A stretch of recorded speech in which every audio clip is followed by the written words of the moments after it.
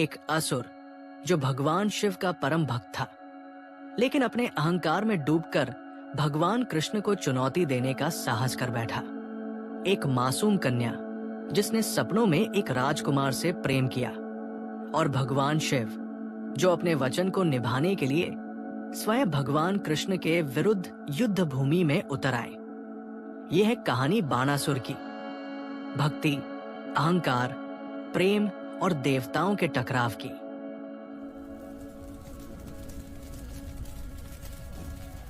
नमस्कार। शोणितपुर नामक एक विशाल साम्राज्य पर एक महाबली असुर राज करता था, जिसे बाणासुर के नाम से जाना जाता था। बाणासुर न केवल अपनी शक्ति और वीरता के लिए प्रसिद्ध था, बल्कि उसकी क्रूरता और अजेयता से सभी भयभीत रहते थे।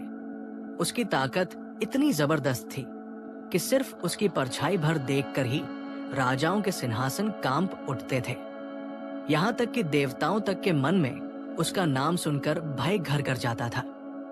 बाणासुर का साम्राज्य इतना विशाल और उसका प्रभाव इतना गहरा था कि कोई भी उसकी शक्ति को चुनौती देने का साहस नहीं करता था। बाणासुर की एक झलक से ही उसकी शक्ति का अंदाजा लग जाता था। विशाल शरीर, चमकती आंखें और युद्ध के लिए हमेशा तैयार रहने वाला रूप। बाणासुर केवल अपनी शक्ति और पराक्रम के लिए ही नहीं, बल्कि अपनी भक्ति के लिए भी प्रसिद्ध था। वो भगवान शिव का अनन्य भक्त था। उसे विश्वास था कि शिव की कृपा से उसकी शक्ति और भी अद्वितीय हो सकती है।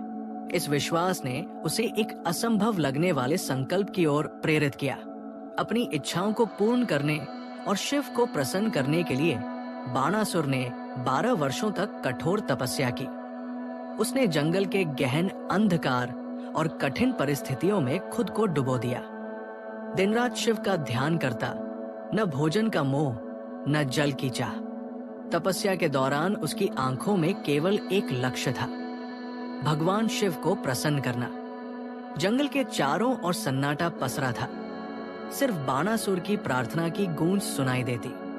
उसकी तपस्या इतनी तीव्र थी कि देवता तक उसे देखकर चकित हो गए। समय बीतता गया और बाणासुर की भक्ति और कठोर तप में कोई कमी नहीं आई। उसकी इस तपस्या ने पूरे ब्रह्मांड में एक ऊर्जा पैदा कर दी, मानो धरती, आकाश और पाताल सभी उसके समर्पण को महसूस कर रहे हों। बाणासुर की तपस्या इतनी गहन और सच्ची थी कि अंततः भगवान शिव प्रसन्न हुए। उनके प्रकट होते ही चारों ओर दिव्य प्रकाश फैल गया और शिव ने बाणासुर को वरदान देने का आशीर्वाद दिया। बाणासुर ने शिव से 2 वरदान मांगे। पहला वरदान था कि उसे 1000 हाथों की शक्ति प्राप्त हो और हर हाथ में 1000 हाथियों की ताकत समाहित हो। दूसरा वरदान था कि जब भी वो किसी संकट में पड़े, भगवान शिव स्वयं उसकी रक्षा के लिए आए। शिव ने बाणासुर की इच्छाओं को स्वीकार किया और उसे ये दोनों वरदान प्रदान किए। उसी क्षण बाणासुर के शरीर में अद्भुत परिवर्तन हुआ। उसके कंधों से हजारों हाथ प्रकट हो गए और हर हाथ में ऐसी अप्रतिम शक्ति उत्पन्न हुई जिसका मुकाबला करना किसी के लिए भी असंभव था। उसकी ताकत अब केवल असाधारण नहीं, बल्कि अजेय बन चुकी थी। इन वरदानों के साथ बाणासुर अब असीम शक्ति का स्वामी बन गया। उसकी क्रूरता और प्रभुत्व ने और अधिक भयावह रूप ले लिया। उसने अपनी शक्तियों का प्रयोग करते हुए राजाओं, देवताओं और सभी लोकों में अपनी धाक जमा ली। बाणासुर के जीवन में भले ही युद्ध, शक्ति और प्रभुत्व का स्थान था, लेकिन उसके परिवार में एक ऐसा कोमल पक्ष भी था जो उसकी पुत्री उषा के रूप में प्रकट होता था। उषा अद्वितीय सौंदर्य की धनी थी। उसकी बड़ी बड़ी चमकती आंखें और सौम्य मुस्कान उसे अन्य राजकुमारियों से अलग बनाती थी। उषा का जीवन अब तक केवल अपने पिता के साम्राज्य और उनकी सुरक्षा में बीता था, लेकिन एक दिन उसके जीवन में कुछ ऐसा हुआ जिसने सब कुछ बदल दिया। एक रात जब वो गहरी नींद में थी, उसने स्वप्न में एक आकर्षक युवक को देखा। वो युवक अत्यंत सुंदर और तेजस्वी था, मानो स्वयं किसी देवता का अवतार हो। उसकी छवि इतनी प्रभावशाली थी कि उषा का हृदय उसी क्षण उससे बंध गया। सुबह होते ही उषा का मन बेचैन हो उठा। उसने अपने सपने में देखे उस युवक के बारे में सोचना शुरू कर दिया। वो समझ नहीं पा रही थी कि ये युवक कौन है और क्यों उसने उसके मन में इतनी गहरी छाप छोड़ दी है। परंतु एक बात निश्चित थी, उषा का मन अब उस युवक के प्रति आकर्षित हो चुका था। उषा अपने स्वप्न में देखे युवक की छवि को भूल नहीं पा रही थी। उसका मन बेचैन था और वो हर क्षण उसके बारे में सोचती रहती थी। उसकी इस व्याकुलता को देखकर उसकी प्रिय सखी चित्रलेखा ने उससे इसका कारण पूछा। चित्रलेखा न केवल उषा की गहरी मित्र थी, बल्कि एक कुशल चित्रकार भी थी, जिसकी कला में जीवन झलकता था।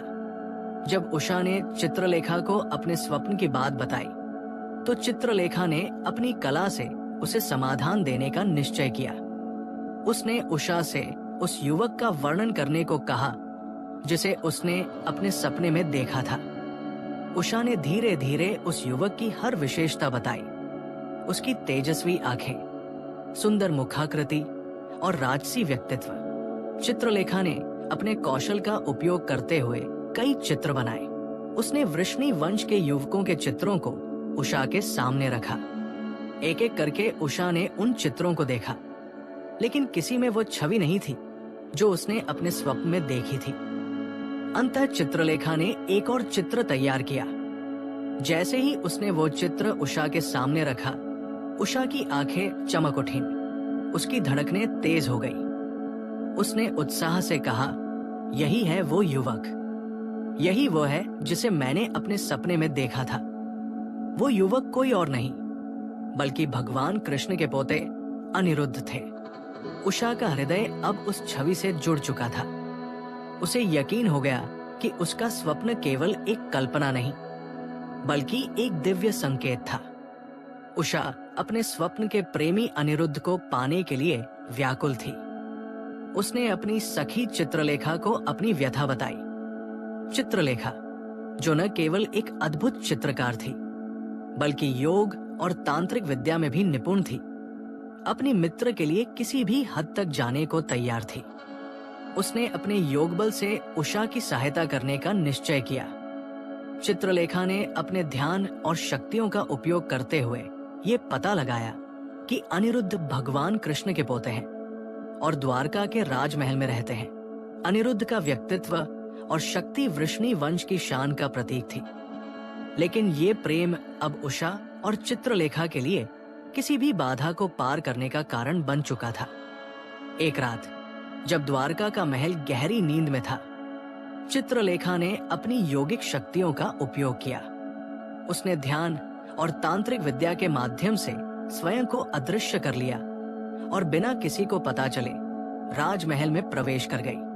अनिरुद्ध उस समय अपनी शैया पर विश्राम कर रहे थे। चित्रलेखा ने अपनी शक्तियों से अनिरुद्ध को सम्मोहित किया और उन्हें शोणितपुर ले आई। अनिरुद्ध के शोणितपुरा पहुंचने पर उषा का हृदय प्रसन्नता से भर गया। वो अपने स्वप्न के प्रेमी को सामने पाकर अभिभूत हो गई। लेकिन अनिरुद्ध के लिए ये सब अप्रत्याशित था। जब उन्होंने अपनी चेतना वापस पाई, तो वो ये समझने की कोशिश करने लगे कि वो द्वारका से इतनी दूर कैसे पहुंचे। उषा ने अनिरुद्ध के लिए अपनी संपूर्ण सेवा समर्पित कर दी। उसने उसे मूल्यवान वस्त्र, माला, सुगंधित पुष्प और भोजन अर्पित किए। उसका हर कृत्य, हर अर्पण सिर्फ और सिर्फ उसकी सच्ची प्रेम और भक्ति को दर्शाता था। जब अनिरुद्ध को ये एहसास हुआ कि वो उषा के प्रेम और भक्ति का केंद्र बने हैं, उसका हृदय भी पिघल गया।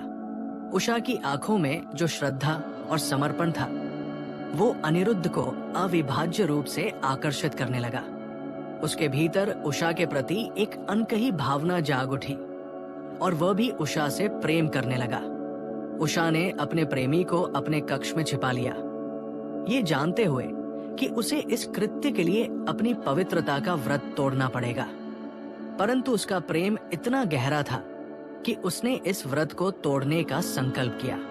दिन और रात अब उनके लिए महत्वहीन हो गए थे। समय जैसे थम सा गया था। उषा और अनिरुद्ध दोनों के दिल एक दूसरे में समाहित हो गए थे। बाणासुर, जो अपनी पूरी शक्ति और साम्राज्य के साथ शोणितपुरा का राजा था, अपनी पुत्री उषा की गतिविधियों से अनजान नहीं था। वो जानता था कि उसकी बेटी के दिल में एक गहरा प्रेम है, लेकिन वो ये नहीं समझ पा रहा था कि उषा का ये प्रेम किस ओर था। जब उसे उषा और अनिरुद्ध के बीच हो रही गुप्त मुलाकातों की खबर मिली, तो बाणासुर का हृदय क्रोध से भर उठा। बाणासुर ने उषा के कक्ष की ओर तेजी से कदम बढ़ाए। वो जानता था कि उसकी बेटी और अनिरुद्ध के बीच कुछ न कुछ हो रहा था, लेकिन उसकी धारणा सच साबित हुई जब उसने देखा कि उषा और अनिरुद्ध चौसर खेल रहे थे, हंसी और प्रेम के साथ। उषा के चेहरे पर प्रेम की जो चमक थी, वो बाणासुर के लिए असहनीय हो गई। वो तुरंत अपनी शक्ति से भरपूर क्रोध के साथ वहां पहुंचे। बाणासुर ने अपनी वरुण के रहस्यमय बंधन से अनिरुद्ध को पकड़ा। ये बंधन इतना शक्तिशाली था कि अनिरुद्ध की सारी ताकत बेकार हो गई। वो अपनी जगह से हिल भी नहीं पाया और उसे बाणासुर के पास बंदी बना लिया गया। उषा ने अपनी आंखों में घने आंसुओं के साथ ये दृश्य देखा और उसका दिल टूट गया। वो जानती थी कि ये उसका प्रेम, जो अब तक शुद्ध था, एक खतरनाक मोड़ पर पहुंच चुका था। उषा का मन गहरे दुख से भर गया। उसने सोचा, क्या उसके प्रेम का यही अंत होगा? क्या उसका प्रिय अनिरुद्ध अब कभी स्वतंत्र हो सकेगा? बाणासुर ने अनिरुद्ध को 1 महीने तक बंदी रखा और वो अपनी शक्तियों से उसे नष्ट करने की योजना बनाने लगा। जब बाणासुर ने अनिरुद्ध को बंदी बना लिया, ये खबर नारद मुनि तक भी पहुंच गई। नारद मुनि, जो देवताओं और मनुष्यों के बीच संदेशवाहक के रूप में जाने जाते थे, ने ये घटना सुनी और तुरंत द्वारका की ओर प्रस्थान किया। उन्होंने भगवान कृष्ण और यादवों को सूचित किया कि अनिरुद्ध को शोणितपुरा में बंदी बना लिया गया है। नारद मुनि के आगमन ने द्वारका में हलचल मचा दी। तो ये थी बाणासुर की कथा का पहला भाग।